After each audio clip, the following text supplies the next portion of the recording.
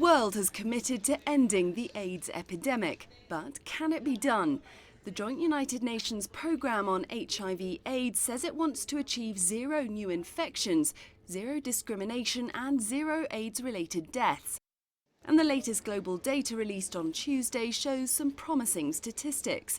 East and Southern Africa are the world's most affected areas, but the number of new HIV infections have dropped, and more than double are now being treated. That's nearly 10.3 million people. We moved from despair to hope. Few people were having access to treatment a few years back. And in 5 years' time, we move from 7.5 million people to 17 million people. UNAIDS has set a target of ending the HIV epidemic by 2030 as part of the Sustainable Development Goals. That's no mean feat, and there are some significant hurdles to overcome before it can be achieved. Last year, around 2 million new infections were reported.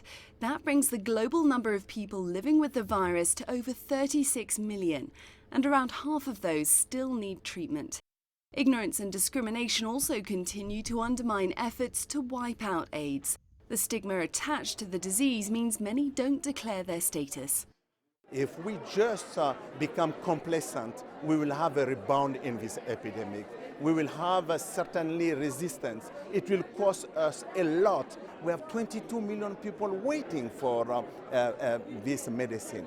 And if we don't reach them, their life is hanging in the balance. UNAIDS says a fast-track approach is working. That involves boosting access to ARV drugs and working on prevention and awareness.